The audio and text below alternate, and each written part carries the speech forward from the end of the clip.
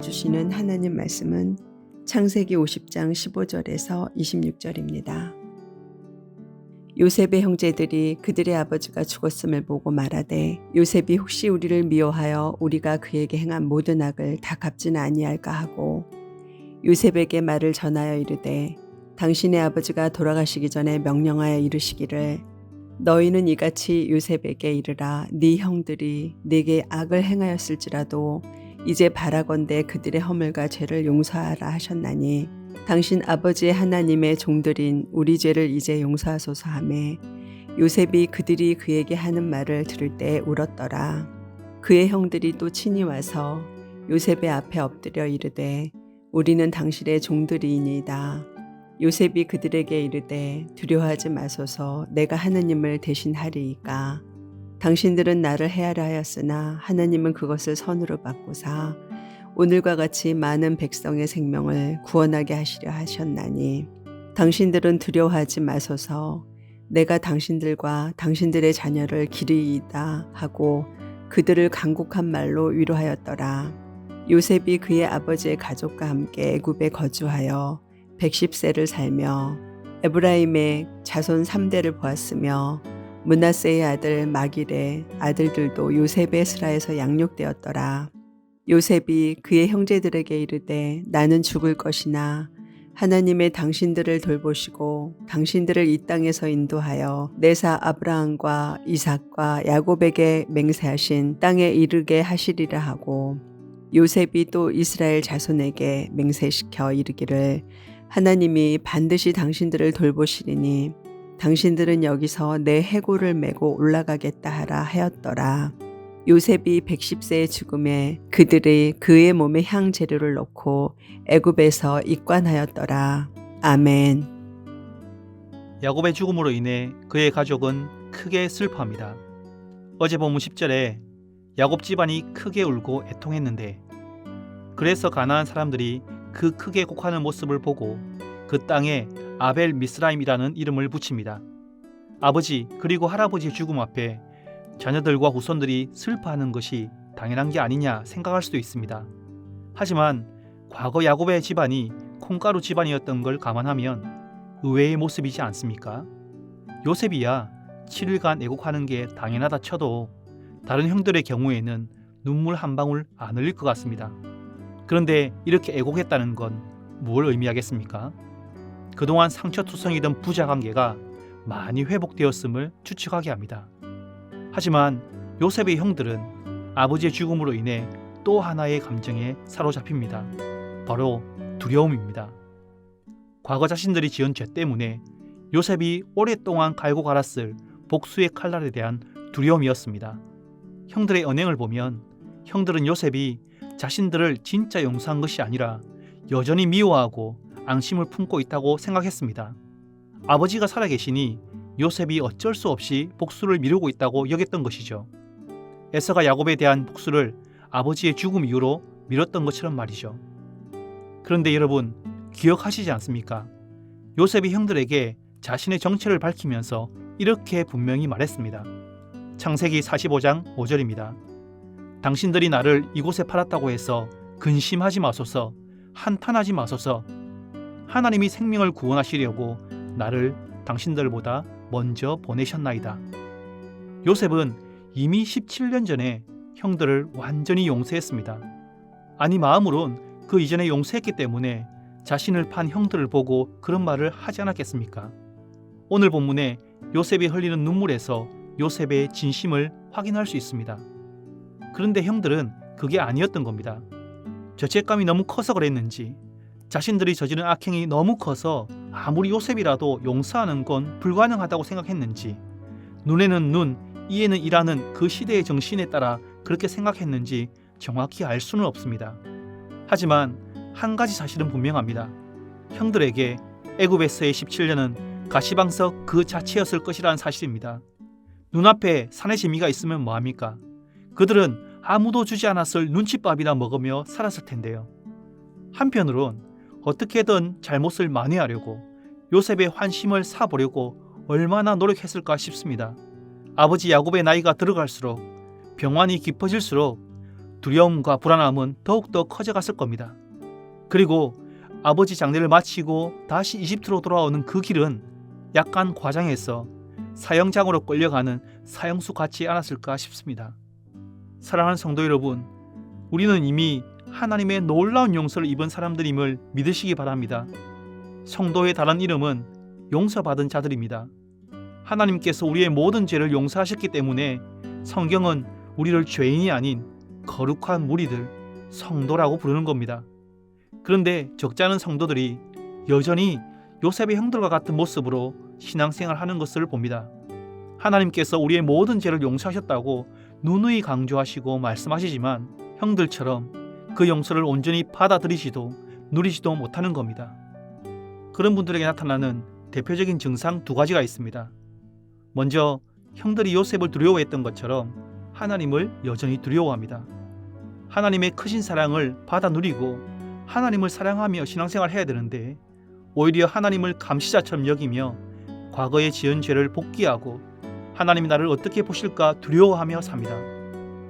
또 한 가지는 하나님께 인정받고 잘 보이려고 합니다. 요셉의 형들이 용서를 받아내기 위해 어떻게 합니까? 먼저 전가를 보내서 아버지의 유언을 전하게 하죠. 형들의 허물과 죄를 용서해라. 효자인 요셉이니 아버지의 유언이라면 들을 거라 여긴 거죠. 그 뒤에 요셉을 직접 찾아가서 땅에 코를 박고 자신들을 요셉의 종이라고 말합니다. 꼬리를 바싹 내리는 겁니다. 이 모든 행동이 요셉에게 잘 보이려는 선처를 바라는 행동이 아니겠습니까? 비록 같은 모습은 아니지만 성도들 중에서도 하나님 앞에서 이런 마음가짐으로 신앙생활을 하는 분들이 있습니다. 주일 성수를 하고 열심히 봉사를 하고 헌금을 드리고 섬기는 그 모든 것들이 감사해서 하는 것이 아니라 잘 보이려고 하는 것이죠. 하나님과의 관계에서 부담과 의무만 있을 뿐 자유함과 기쁨은 거의 없는 겁니다. 한마디로 가시방석 신앙생활, 눈칫밥 신앙생활을 하고 있는 것이죠. 저명한 기독교 상담가 데이빗 시멘즈는 일생 동안 많은 그리스도인들을 상담하며 그들과 같이 문제를 의논하고 해결하려고 몸부림친 학자입니다. 그는 그 많은 경험을 토대로 이런 결론을 내렸습니다. 나는 오래전에 복음주의적인 그리스도인들이 겪은 대부분의 정서 문제의 주요 원인은 다음 두 가지라고 결론을 내릴 수밖에 없었다. 첫째는 하나님의 무조건적인 은혜와 용서를 깨닫고 받아들이지 못하며 누리지 못하는 것이고, 둘째는 그 무조건적인 사랑, 용서, 은혜를 다른 사람에게 베풀지 못하는 것이다. 우리는 훌륭한 은혜의 신학을 읽고 듣고 믿는다. 그러나 그렇게 살지는 않는다. 은혜와 용서의 복음이 정서의 차원까지 뚫고 들어가지 못하는 것이다. 그런데 사실 이런 그리스도인들의 모습이 결코 이상한 건 아닌데요. 그 이유는 해밍웨이가 쓴 세속의 신전이라는 단편 소설이 잘 보여줍니다. 어느 스페인인 아버지가 가출해서 마드리드로 간 아들과 화해하기로 다짐을 합니다. 아버지는 뒤늦게 양심의 가책을 느끼며 신문에 이런 광고를 냈습니다. 파코야, 화요일 정오에 몬타나 호텔에서 만나자. 다 용서했다. 아빠가. 파코는 스페인에서 흔한 이름이었는데요. 아버지가 몬타나 호텔에 나갔을 때 그 장소에는 파코라는 이름을 가진 젊은이가 무려 800명이나 나와서 아버지를 애타게 기다리고 있었습니다. 이 소설은 우리가 살아가는 이 세상이 어떤 세상인지 너무 잘 보여줍니다. 용서 없는 세상, 더 정확히는 무조건적인 용서란 결코 존재하지 않는 세상입니다. 가장 가까운 부모 자식 간에도 겨우 if의 용서, 조건적인 용서를 바랄 수밖에 없는 세상에서 우리는 태어나서 평생을 살아갑니다. 해밍웨이가 이 소설을 쓴 이유도 독실한 신앙인이었던 부모로부터 용서받지 못한 인생을 살았기 때문이고 무조건적인 용서에 목말랐기 때문이었습니다. 이런 세상에서 태어나서 평생을 살았는데 무조건적인 용서라니요. 이런 우리에게 하나님의 무조건적인 용서는 이상한 용서고 의심스러운 용서입니다. 받아들이기가 정말 쉽지 않지요. 뭔가 마음에 찌들고 찌든 나쁜 영적 습관이 하루아침에 바뀐다는 게 말처럼 쉬운 게 아님을 잘 압니다. 제 개인적인 경우만 하더라도 하나님을 인격적으로 만난 후에 하나님의 무조건적인 용서를 머리가 아닌 온몸으로 받아들이는 데까지 무려 10년이 넘게 걸렸으니까요. 하지만 형제자매 여러분, 우리는 이미 용서받았습니다. 하나님은 예수 그리스도 안에서 우리를 이미 용서하셨습니다. 요셉은 형들의 큰 죄를 용서했지만 기억은 하고 있었습니다. 하지만 우리 하나님은 우리 죄를 기억조차 못한다고 하십니다. 성경은 이 사실을 누누이 강조합니다. 이사야 43장 25절입니다. 나 곧 나는 나를 위하여 내 허물을 도말하는 자니 내 죄를 기억하지 아니하리라. 히브리서 8장 12절입니다. 내가 그들의 불의를 긍휼히 여기고 그들의 죄를 다시 기억하지 아니하리라. 요셉은 형들의 죄를 용서하기 위해 복수를 포기하고 용서의 눈물을 흘렸을 뿐이지만 우리 하나님은 우리를 용서하시기 위해 아들의 생명까지 포기하셨습니다. 혹시 아직도 마음을 짓누르는 죄가 있으십니까? 이것만큼은 도저히 용서받을 수 없다고 생각하는 죄가 있으십니까? 어리석은 질문 하나 드리겠습니다. 여러분, 십자가에 달린 예수 그리스도를 믿으십니까? 그렇다면 우리를 향한 하나님의 무조건적인 용서도 믿으시기 바랍니다. 십자가에 달린 예수님은 이 세상은 결코 주지 못하는 하나님의 이상한 용서, 무조건적인 용서의 상징이요, 용서에 목마른 이 세상을 향한 하나님의 강력한 용서의 외침입니다. 말씀을 맺겠습니다. 사랑하는 성도 여러분, 이 사실을 꼭 기억하시기 바랍니다. 하나님의 용서는 받아내는 것이 아니라 받아들이는 것입니다.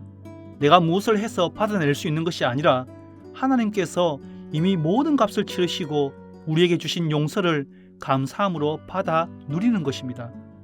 만약 우리의 자녀가 자기가 저지른 잘못 때문에 우리 앞에서 눈칫밥을 먹고 가시방석에 앉는 것처럼 생활한다면 우리 마음이 어떻겠습니까?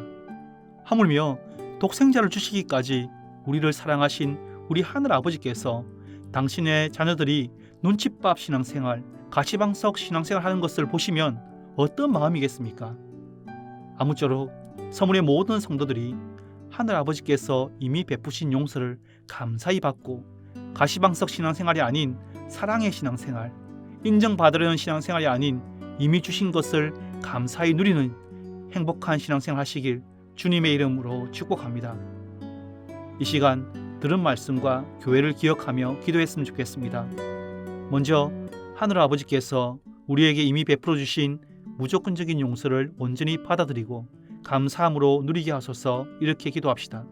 그리고 상반기 양육에 많은 성도들이 참여하여 날로 성숙해지며 말씀이 역사하는 서문교회 되게 하소서. 이 두 가지 기도 제목으로 기도하시고 개인적인 기도 제목으로 기도하시기 바랍니다.